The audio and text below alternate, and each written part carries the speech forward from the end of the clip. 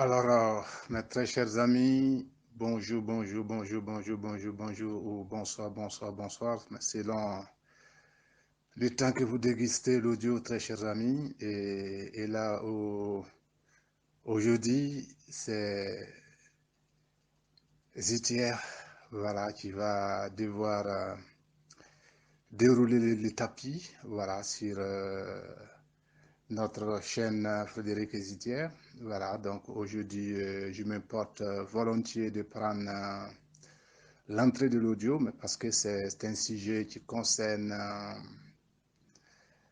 de façon spécifique les hommes. Donc, comme je suis un homme, donc il faut que je m'y pose véritablement pour que ma princesse puisse, à partir de ma phase pratico-pratique, voir comment est-ce qu'elle peut harmoniser pour pouvoir laisser la prescription. Voilà. Et le thème du jour, très cher ami, comme j'étais annoncé dès l'entrée de l'audio, ben écoute, ça concerne l'homme avec, avec le gros H, donc H majuscule.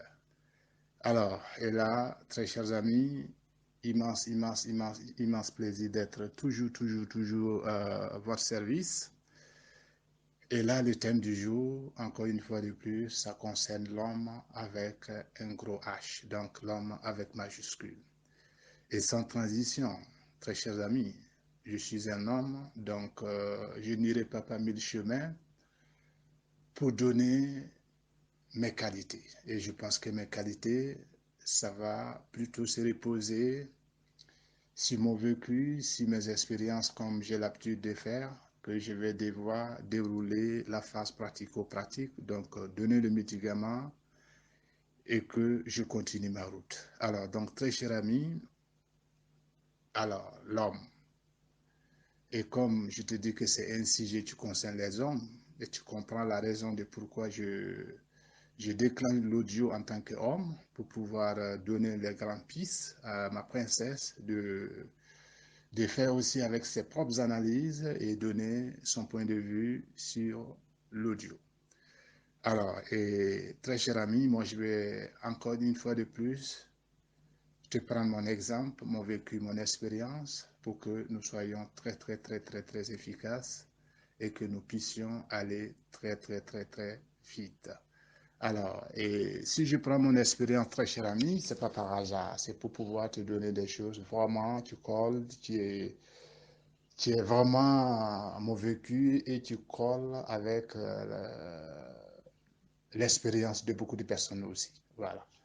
Alors, et moi, étant très jeune, très cher ami, j'ai reçu une information venant de ma mère et de mes parents qui me disent toujours d'avoir la bonne conduite. Toujours la bonne conduite. Et ça a tellement été insisté que c'est incrusté à moi. Et quand je suis allé à l'école aussi, les maîtresses en ont insisté longuement là-dessus. Et là, je pense que c'est resté une bonne fois pour toutes, voilà, dans ma vie et dans mon vécu. Alors, et quand je regarde un peu, cette conduite m'a permis d'être réellement un homme avec un vrai H, donc avec H majuscule. Et le médicament que je compte te souligner ici dès l'entrée de l'audio, donc c'est la bonne conduite. Et toujours que la bonne conduite qui va te permettre d'être réellement l'homme avec un gros H, dans l'homme avec majuscule. Alors, très cher ami, et pour partir de mon exemple, tu vois, étant très jeune, euh, lorsque je suis arrivé sur Terre, hein, si je prends mon vécu, quand j'étais petit, quand j'ai commencé à recevoir le message de la bonne conduite venant de mes parents et de, de mes maîtresses, de mes enseignants, alors, quand je me mettais à chasser les insectes avec mes très chers amis, à cette époque, alors moi j'essayais d'être vraiment en conformité avec cette bonne conduite. Et qu'est-ce que je faisais? Alors, lorsque on abattait les insectes, moi j'abattais, mais je laissais seulement, je tuais et je continuais ma route. Mais lorsque j'ai regardé certains de mes amis, bon, ou de mes frères, je voyais que lorsqu'ils tirent l'insecte, ils prennent tout le temps pour couper aussi les têtes de ces insectes-là, pour montrer qu'ils sont forts, qu'ils sont puissants, ils ont pitié. Et il y en a qui cassaient uniquement les pieds et ils laissaient. Et moi, je trouvais tout ça vraiment pas top, parce que me casser le pied d'un être vivant et le laisser vivre, bon, ça lui donnait un handicap. Donc moi, j'avais du mal avec ça. Donc déjà très bas. Alors, je mettais déjà en vigueur la bonne conduite. Alors, et pour te donner encore un exemple palpable, à l'âge de 15 ans, donc lorsque j'étais en cinquième, je pense que c'est la date où je me rappelle que j'ai arrêté de faire la bagarre avec qui que, parce que j'ai fait la bagarre avec mon voisin de classe et que à partir de ce jour-là, j'ai dit plus jamais je ne vais faire encore la bagarre avec un être humain. Et voilà comment que j'ai rangé cette histoire de me bagarrer avec les êtres humains. À 15 ans déjà, je me suis dit, lorsque j'ai fait la bagarre avec des gens, après je me ressens très mal, je suis pas vraiment dans ma peau et ça me dérangeait véritablement. Donc du coup, j'ai vraiment rangé la bagarre et ce n'était plus mon affaire. Et, et en allant aussi dans le monde du travail, quand j'ai fait mes diplômes et que je suis rentré dans le monde du travail, j'ai vu que là aussi, c'est un monde très vicieux avec beaucoup de mauvaises choses à l'intérieur. Et j'ai toujours gardé cette bonne conduite qui m'a toujours suivi et ça m'a fait énormément de bien. D'accord. Et dans le monde du travail, j'ai remarqué que tous les dirigeants, en tout cas la majorité de ceux que je travaille avec, et ce travail qui me permet aussi de nourrir ma famille et de payer mes factures et de vivre avec ça, bon, j'ai toujours remarqué que tous les dirigeants que j'ai à faire, c'est des gens qui te poussent en tout cas à, à être mauvais, à tuer, à rabaisser, à piétiner et à faire souffrir les gens. Et moi, j'ai vraiment du mal à faire souffrir un être humain parce que, étant donné que j'ai reçu ce socle de base qui est la bonne conduite, ça fait que j'ai du mal véritablement à faire du mal aux êtres humains. Et voilà comment est-ce que je fonctionne. Et comme dans le monde, dans l'administration, quand tu ne peux pas faire l'affaire des patrons, comme on lui dit, c'est-à-dire quand tu ne peux pas faire les choses dans le sens du mauvais sens, c'est-à-dire nuire, rabaisser les gens, piétiner les gens, tu vois que pour avoir une promotion ou pour être bien vu de ses dirigeants ou de ses patrons, en tout cas depuis que moi je travaille dans le monde du travail, c'est pas chose aisée. Voilà, parce qu'ils ne vont pas te donner leur confiance, parce que leur confiance, ils donnent à ceux qui aiment rabaisser les gens, à ceux qui aiment faire du mauvais aux êtres humains, et c'est comme ça pour qu'ils aient peur, pour qu'ils puissent faire tout ce qu'ils veulent. Et moi, franchement, j'ai eu du mal à faire du mal aux êtres humains. Donc c'est un peu de la répétition, mais il faut comprendre que ça a été un choix de ma part, très cher ami. Alors, et quand j'observe par rapport à tout ça, au monde du travail, et je constate que comme je n'arrive pas à faire effectivement le bonheur des patrons, donc ça va se retourner contre moi. Les rabaissements, les piétinements, et en tout cas, toutes les mauvaises choses, je voyais que c'est ce on tentait à tout moment, à chaque instant, de m'envoyer comme retour. Alors, et un jour comme ça, j'ai décidé d'aller voir un sage, et en tout cas quelqu'un qui me connaît très bien, et il m'a dit, Monsieur Sommet, si tu subis ce genre d'injustice au sein de ton service, et, et tellement que je te connais que tu es un enfant bien éduqué, et tout, moi je te suggère vraiment de garder ton calme, tu ne réagis pas à ce que il te porte comme préjudice, fais comme si rien n'était et continue de mener ta vie comme tu l'entends. Et je pense que je vais marquer une pause ici pour remercier ce grand homme, cet homme sage, en tout cas qui m'a donné ce conseil, qui m'a toujours accompagné dans ma vie et qui m'a permis d'être vraiment un homme avec un véritable H. Alors donc, je le salue de passage une fois de plus et je poursuis l'audio, très cher ami. Alors, et quand j'ai accepté le conseil de ce monsieur, très cher ami, c'est là que je vais te révéler maintenant certaines révélations de la vie. Et la vie, par sa force d'organiser cette planète Terre que nous vivons tous dedans, alors à travailler pour que je sois basculé véritablement dans mon cœur. Alors, et quand j'ai pu basculer dans mon cœur, c'est là que j'ai compris que vraiment la conduite, et surtout la bonne conduite, c'est vraiment la clé pour aller directement dans mon cœur. Parce que quand je regarde mes amis dont on tirait les insectes ensemble et ils prenaient le soin de couper les têtes ou de casser les pieds, bon, vraiment, je n'ai pas envie de parler, mais de leur vie, il y en a qui vivent, il y en a qui ne vivent même plus. Voilà, mais tout ça, ça a été des exemples palpables parce que quand ils ont amorcé aussi la vie des êtres humains, ils ont voulu faire comme on avait l'habitude de faire au niveau des insectes. Et j'ai vu qu'il y a certains qui se sont effacés très vite sur la plateforme Terre. Et il y en a qui sont là, mais vraiment avec une vie désespérée, vraiment pas de sens.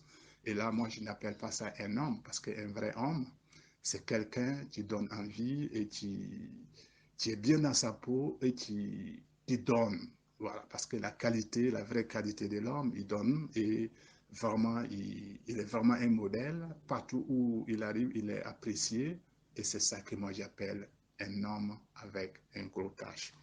Donc, très cher ami, donc si tu comprends bien, si je vais te résumer l'audio, le médicament ici que je te donne, il faut que tu respectes la bonne conduite. Parce que quand je regarde la bonne conduite, sur toutes les choses de la vie, je pense que c'est ça seulement qui nous envoie sur le bon chemin, en tout cas d'être serein, bien dans nos baskets, être bien ancré sur terre et de vivre la vie. Parce que quand tu conduis bien, même quand tu prends de façon générale, même la conduite, en quoi que ce soit dans la circulation ou machin, quand tu conduis bien, tu vois qu'il n'y a pas de désagréments, il n'y a pas de choses un peu mesquines ou mesquines. Mais quand on prend la vie et qu'on la conduit comme on veut, tu vois que là, vraiment, on n'est pas gai, on n'est pas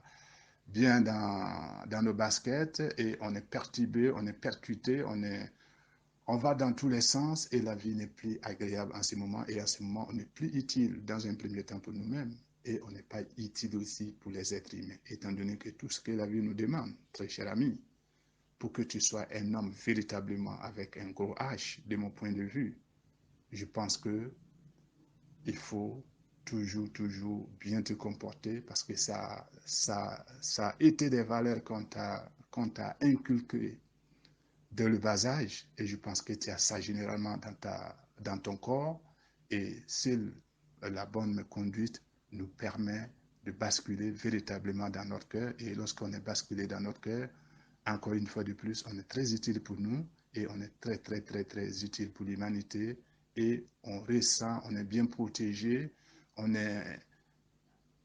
bénéficie vraiment les cadeaux de la vie. Dans un français simple, on bénéficie les cadeaux de la vie et c'est tout ce que je te souhaite, très cher ami. Et pour ne pas être très évasif, je crois que je vais devoir m'arrêter là et te dire que le médicament ici, c'est la bonne conduite nous permet d'avoir une vie épanouie, cool, tranquille, posée et bien dans notre peau pour pouvoir aider nous-mêmes et aider le monde. Et pour ce rendez-vous sur le prochain audio.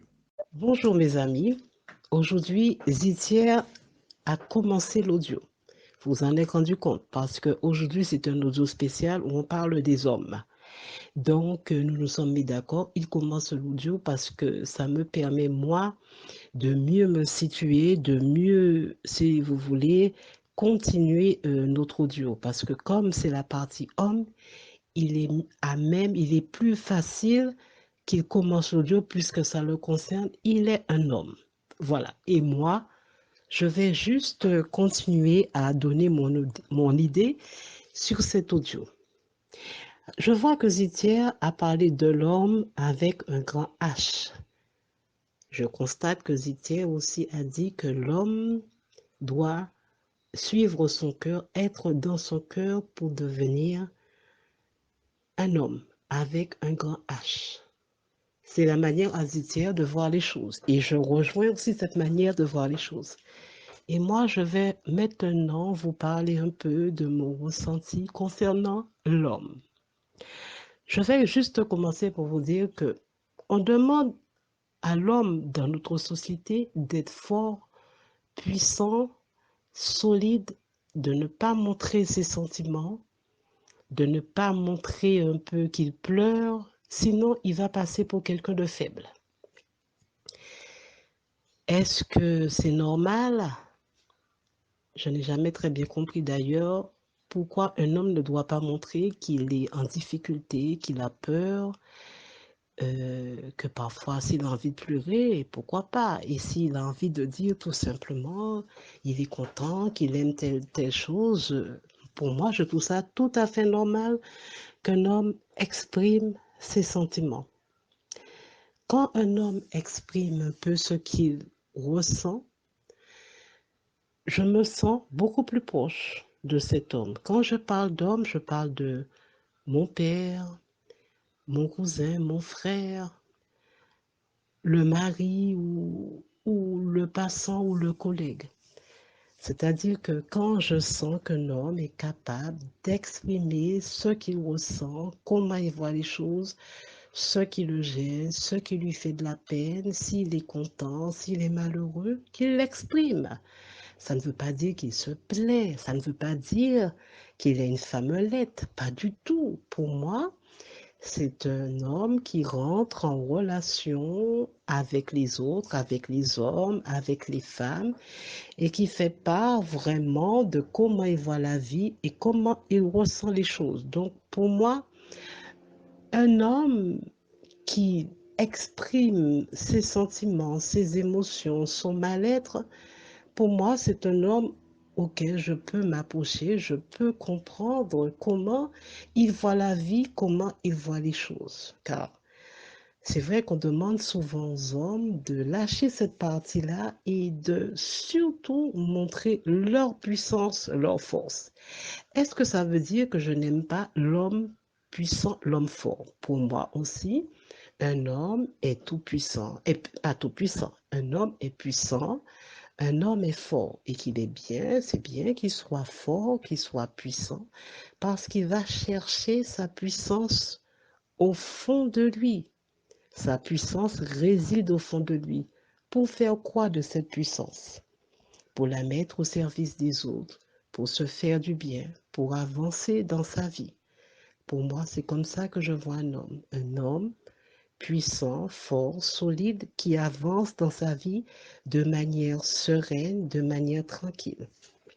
Mais les deux vont très bien ensemble. Un homme capable d'exprimer ses sentiments, ses émotions et qui est à la fois fort, solide, pour moi, ça va très bien ensemble. Ça montre qu'un homme, il est fort, il est puissant, mais il y a des moments où il peut aussi être en difficulté. Est-ce qu'un homme peut montrer qu'il est en difficulté? Oui, il est en difficulté, il s'est trompé, il n'a pas fait les choses comme il devrait les faire.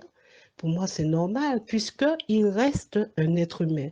De la même manière qu'une femme peut le faire et ça ne pose pas de problème. Donc, pour moi, un homme capable d'être lui-même avec ses forces, ses faiblesses, moi, je trouve que c'est bien. Ce genre d'homme, c'est bien. Zité a dit qu'un homme doit être dans son cœur, suivre son cœur. Et je suis aussi d'accord avec Zitière. Quand un homme suit son cœur, c'est qu'à ce moment-là, c'est son cœur qui va décider pour lui de ce qu'il doit faire, de ce qu'il doit dire, de ce qu'il doit être. Et c'est magnifique, un homme qui suit son cœur, un homme qui suit tous les battements de son cœur pour donner le meilleur de lui-même. Moi, j'apprécie et j'aime énormément. À ce moment-là, Je me dis que lorsqu'un homme est de cette manière, la rencontre entre homme et femme peut se faire plus facilement, puisque l'homme veut apparaître exactement comme il est, tout en suivant son cœur, tout en étant une force tranquille, apaisante et qui met les choses en place au moment qu'il le faut. Pour moi, un homme n'est pas obligé de crier, de faire du scandale, d'avoir une grosse voix pour être un homme. Un homme, dans sa force tranquille, de manière agréable, est un homme. C'est comme ça que moi, je vois les choses. C'est comme ça que je considère les choses. Donc, je vous dis ça, c'est juste pour apporter ma manière à moi de considérer, de voir l'homme. Un homme reste quelqu'un à part entière avec sa sensibilité, ses émotions, son rire, sa joie, son cœur, ses, ses envies de poser des actions, d'avancer dans la vie comme il en a envie, comme il le voit. Voilà, voilà comment je vois un homme qui avance dans sa vie, qui avance dans sa vie avec les gens qui l'entourent, avec sa famille, sa femme, ses enfants, ses amis, et qui se place dans la vie avec tout le monde, au service des autres. Il est bien dans sa peau, il est bien dans ses baskets et tout va bien. Voilà, voilà comment je vois un homme. Pour moi, l'homme, la femme, c'est des êtres humains. Chacun a sa manière de fonctionner, chacun a sa manière de voir les choses. Et pour que les hommes et les femmes puissent avancer ensemble vers de belles choses. Voilà. Donc, un homme qui montre son cœur, qui est dans son entièreté complète, pour moi, c'est un homme. Voilà, tout simplement. Un homme qui est heureux d'être en vie et qui montre son bonheur, qui apprécie la vie qu'il a et qui revendique sa vie, qui est content de vivre sa propre vie, de suivre ses émotions, de suivre son cœur. C'est magnifique. Voilà comment je vois un homme. Donc, c'était juste pour apporter quelque chose à ce que Zitir dit concernant l'homme. Voilà. Donc, pour moi, l'idéal, c'est ça. Les hommes, les femmes, qu'ils aillent tous vers leur vie, leur bonheur. Voilà. C'est ce qu'il y a de bon, c'est ce qu'il y a de meilleur. Alors, je vous souhaite une belle après-midi, une bonne matinée, une belle journée et que nous soyons tous heureux, les hommes, les femmes, que nous soyons heureux et que nous avancions vers notre vie d'un pas tranquille, d'un pas heureux. Au prochain audio.